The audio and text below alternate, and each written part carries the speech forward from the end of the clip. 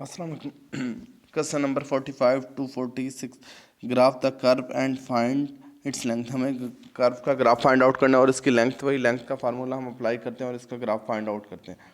Equation दी हुई है हमारे पास, x is equal to e t cos t, y is equal to e t sine t is, और हमारे पास जो t की वैल्यू 0 से पाई के दरमियान हम इसकी वैल्यू पुट कर देते हैं। लेंथ का फार्मूला हमारे पास l is equal to a to b, जो हमारे पास लिमिट होती है dx ओवर dt, यानी कि x का डेरिवेटिव t के लिहाज से उसका स्क्वायर, फिर y का डेरिवेटिव t के लिहाज से उसका square, the graph of the, फिर हम इसका ग्राफ फाइंड आउट कर लेते हैं।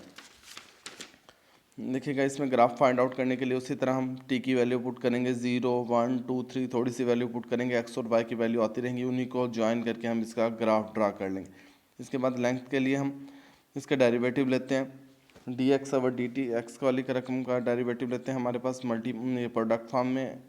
फर्स्ट फंक्शन सेम, सेकंड का डेरिवेटिव सेकंड सेम, फर्स्ट का derivative e t cos t minus e t sine t, हमारे पास ये आ जाता है। वाई वाले का लेते हैं, यहाँ भी प्रोडक्ट थ्योरम लगेगा, first function e t same, sine का डेरिवेटिव कॉस टी प्लस फिर हमारे पास sine t same, e t का डेरिवेटिव हमारे पास ई टी ही आ जाता है। दोनों के स्केयर ले लेते हैं और इसमें लेंथ वाले फार्मूले में पुट कर देते हैं, स्केयर लेते हैं, फिर प्लस माइनस करके जितना आपके पास सिंप्लीफाई हो जाता है उससे सिंप्लीफाई कर लेते हैं। हमारे पास 2et कॉस के टी प्लस साइंस के टी हमारे पास 1 के इक्वल होता है।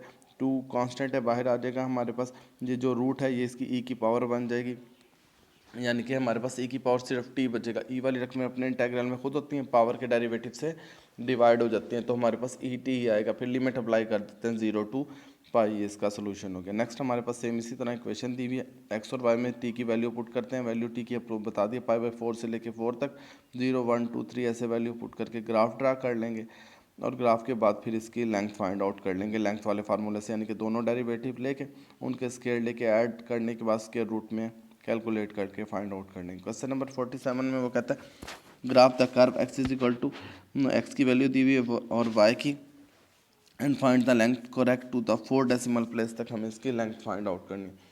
इक्वेशन दी हुई है, ग्राफ फाइंड, ये आप वैसे ग्राफिंग डिवाइस से डायरेक्ट भी फाइंड आउट कर सकते हो या फिर कुछ वैल्यू ले लें, टी की 0 1 2 3 प्लस माइनस में थोड़ी सी वैल्यू लेके एक्स और वाई की वैल्यूज़ आ जाएंगी, ये ग्राफ ड्रा जितना होता है कर लीजिएगा। इसके बाद हमारे पास लेंथ का फार्मूला है d x over d t square plus d y over d t square, फिर स्क्वायर रूट, फिर हमारे पास इंटीग्रेशन है और लिमिट ए टू बी जो वैल्यू ऊपर गिवन होती है। डेरिवेटिव लेते हैं एक्स वाली रकम का और इसी तरह हम वाई वाली रकम का डेरिवेटिव लेते हैं, दोनों के स्क्वायर लेके प्लस माइनस जो होता है सिंप्लीफाई करके इसका आंसर फाइंड आउट कर देते हैं। 48 में हमारे पास इसी तरह इक्वेशन है और इनके डेरिवेटिव लेने हैं और इनके लेंथ के फार्मूले में पुट कर देने हैं। ग्राफ के लिए जिसमें टी की वैल्यू पुट कर लेते हैं तो ग्राफ फाइंड आउट हो जाएगा। 49 में वो कहता है the Simpson rule when n is equal to, Simpson rule apply करना है, n is equal to 6, estimate the length of the curve, हमें इस कर्व की लेंथ फाइंड आउट करनी है। x is equal to t e की power minus t, y is equal to t plus e की power T, और हमारे पास t जो है -6 से 6 तक वेरी करता है। हमारे पास सेम इसी तरह हम लेंथ फाइंड आउट करते हैं, हमारे पास इक्वेशन दी हुई है, एक्स और वाई के डेरिवेटिव ले लेते हैं, एक्स का डेरिवेटिव 1 माइनस ई टी और वाई का डेरिवेटिव 1 प्लस ई टी, दोनों के स्केयर लेके इस इक्वेशन में पुट कर देते हैं, प्लस माइनस जो हमारे पास बचता है 2 प्लस ई टी, इसका हम इंटीग्रेशन करते हैं, सिम्पसन रूल अप्लाई करते हैं, वही Simpson rules for approximate length के लिए l let f of t is equal to, हमारे पास फंक्शन ये जो ऊपर हमारे पास बचा इसी में अप्लाई करते हैं।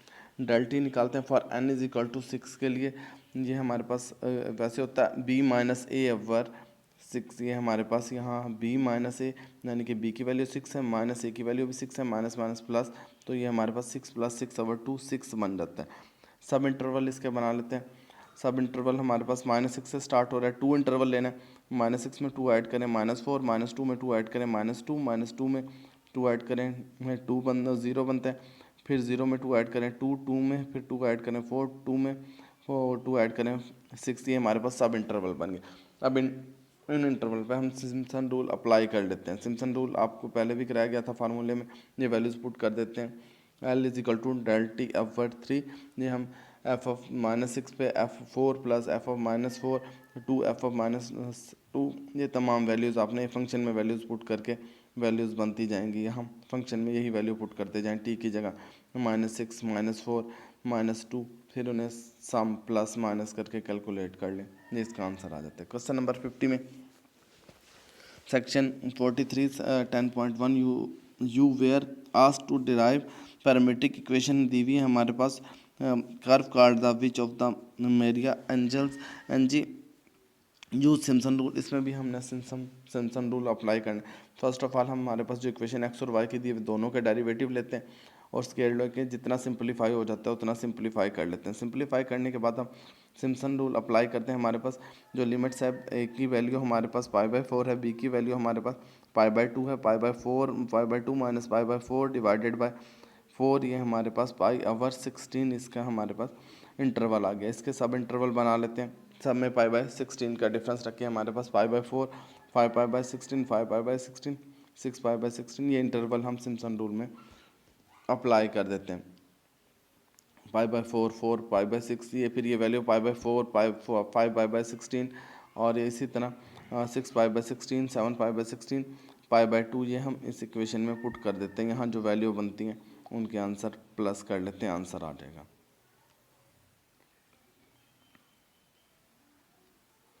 ये ऊपर बस या फिर दूसरे मेथड से कर लें, हमारे पास ऊपर भी हो गया, या फिर आप लेंथ को इस मेथड से फाइंड आउट कर लें, दोनों हमारे पास हैं। 52 में वो कहता है फाइंड द 51 और 52 कंबाइन ही हमारे पास, वो कहता है find the distance travel by the particle with position x और वाई। हमें डिस्टेंस यानी कि एल ही फाइंड आउट करना है। एक्स और वाई की वैल्यू दी हुई है और वो एंगल भी लिमिट्स भी दी हुई है। 51 हमारे पास एक्स और वाई की वैल्यू दी हुई है। ग्राफ हमारे पास उसी तरह टी की वैल्यू 0 1 2 3 पुट करके ग्राफ फाइंड आउट कर लेते हैं। सिंगल ही हमारे पास ये ग्राफ बन जाता है, क्योंकि हमारे पास डायरेक्ट जब 0 पुट करते हैं यहाँ डायरेक्ट एक्स की वैल्यू जो भी आएगी आप इसे ले लें। और इसके बाद हमें इंटरवल फाइंड आउट कर लेते हैं। इसमें 0 से 3π/2 साइन स्क्वायर 0 पे होता है, पाई पे फिर ये साइन का एंगल जैसे चलता है 0 वैल्यू कहाँ देता है, 0 पे भी देता है, पाई पे 2π 3π, जैसे ये हमारे पास कर्व रोटेट होती रहती है। और इसी तरह जो कॉस हमारे पास होता है वो हमारे पास π/3 3π/2 वो ऑड नंबर पे चलता रहता है। ये हमारे पास सब इंटरवल बन जाते हैं। 6 time length of the curve 0 से π/2, ये हम इस लिमिट तक आने के लिए 3π तक आने के लिए 3π है, इसके सब छोटे छोटे 0 से π/2 फिर π/2 से पाई से 3π/2 3π/2 से 2π 2π 5π/2 5π/2 से 3π तक। जी हम उसी तरह दोनों के डेरिवेटिव लेते हैं और इसमें पुट कर देते हैं और इनका स्केयर लेने के बाद plus minus sine square t 2 sine t, ये सिंपलीफाई होकर हमारे पास ये आंसर बनता है। 2 तो कांस्टेंट है, बाहर आ जाएगा हमारे पास, स्केयर से square root sine 2 t over 2, इसका इंटीग्रेशन भी सिंपल सी हो जाती है, क्योंकि हमारे पास साइन 2t इसका वो साइन की इंटीग्रेशन को माइनस कॉज होती है, एंगल का डेरिवेटिव से डिवाइड हो जाता है। ये हमारे पास इसकी लेंथ आ गई।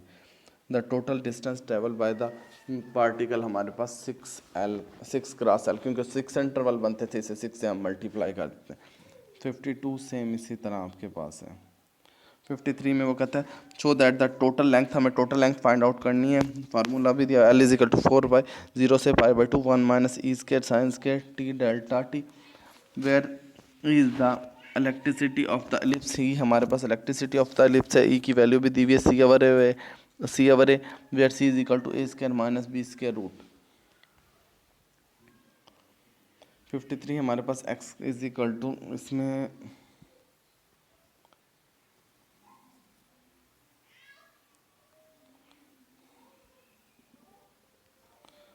53 में हमारे पास x = a sin theta, y = b sin theta, हमारे पास a से b और वो a और b हमारे पास greater than 0।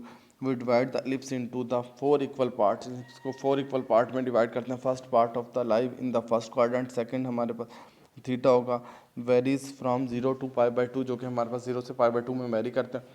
Total length of the ellipse हमारे पास 4x बनाती है, क्योंकि उसके 4 हिस्से होते हैं, 4x उसकी लेंथ बन जाएगी। First place of the ellipse हमारे पास उसी तरह सेम है, सिर्फ यहाँ हम 4 राइट कर लेंगे, क्योंकि एलिप्स की जो लेंथ होती है 4। फर्स्ट डेरिवेटिव लेते हैं x का, a sin थीटा का हमारे पास a cos थीटा आ जाएगा, b cos थीटा का लेंगे -b sin थीटा, दोनों के स्क्वायर लेके ऐड करेंगे। हमारे पास sine square a² cos square theta plus b² sin square theta. इसमें हमारे पास अगर cos की वैल्यू, cos का फार्मूला लगाएं 1 - sin स्क्वायर थीटा, तो हमारे पास ये इस फॉर्म में बन जाएगा 1 - sin square theta a square common लेने के बाद हमारे पास ये बनेगा 1 minus sine square theta plus b square over a square sine square theta. अब इसमें से अगर साइन स्क्वायर थीटा कॉमन लें तो हमारे पास बन जाएगा 1 minus B square over a square sine square theta. तो हमारे पास ये तो कांस्टेंट फॉर्म में हमारे पास वेयर, क्योंकि ऊपर ये कंडीशन गिवन थी हमारे पास, sense C is equal to A square minus b square root और E is equal to C over A is equal to, तो हमारे पास ई की वैल्यू बन जाती है a square minus b square over a square. ये क्वेश्चन में गिवन है सी की वैल्यू और ई की वैल्यू, तो इसकी मदद से हमारे पास ई स्क्वायर की वैल्यू बनती है a square minus b square over a square. तो इक्वेशन हमारे पास बन जाएगी 1 minus e square sine square theta d theta. यही हमें प्रूव करना था। 4a ये हमारे पास एलिप्स के लिए होता है 4 हमारे पास उसकी 4 साइडेड बन जाती है। 54 में वो कहता है find the total length of the astroid. Total length of astroid find out करनी है, लेंथ ही फाइंड आउट करनी है। एक्स और वाई की वैल्यू दी हुई है हमारे पास। ये एस्ट्राइड के ये शेप बनती है हमारे पास, इसे एस्ट्राइड बोलते हैं। और इसमें बाकी क्वेश्चन उसी तरह सॉल्व होगा। इसकी भी लेंथ हमारे पास 4 आएगी लेंथ, क्योंकि 1 2 3 4 साइडेड्स हैं। इसमें एक्स का डेरिवेटिव और फिर ये वाई का डेरिवेटिव दोनों के स्केयर ले लेते हैं, दोनों के स्केयर ऐड करते हैं प्लस माइनस कैलकुलेशन के बाद जो हमारे पास बनता है sine square theta cos square theta, square root cancel हो जाएगा, साइन थीटा कॉस थीटा 2 से मल्टीप्लाई और डिवाइड करते हैं तो हमारे पास साइन 2 थीटा आ जाता है। 2 कांस्टेंट है, बाहर लिख देते हैं। साइन 2 थीटा का derivative minus cos 2 theta over 2 limit apply कर देते हैं, हमारे पास आंसर आ जाएगा। क्वेश्चन 55 में कहता है graph of the epitrochoid with equation. हमारे पास इक्वेशन दी हुई एक्स और वाई की, वही what parameter interval gives the complete curve, use the curve sketch of the find the approximate length of the curve. हमारे पास इक्वेशन दी हुई है एक्स और वाई की, ये कर्व तो उससे ही बनेगी डिवाइसिंग कैलकुलेटर से। हमारे पास the period of the cos, इस कॉज का पीरियड हमारे पास 2 पाई होता है। तो हमारे पास इसके पीरियड के लिहाज से क्या बनता है, ये कॉज 11t ओवर 2 इस हमारे पास 2 पाई ओवर 11 ओवर 2, इसी तरह 4 पाई, ये टोटल हमारे पास बन जाएगा। क्योंकि कॉज का पीरियड 2 पाई होता है तो उसकी जगह हम 3 की जगह 2 पाई राइट कर लेते हैं। हमारे पास 4 पाई ओवर 11। साइन का भी पीरियड 2 पाई होता है और टेन का और कॉट का पीरियड हमारे पास पाई होते हैं। यहाँ भी टी की जगह 2 पाई पुट करते हैं तो हमारे पास 4 पाई ओवर 11।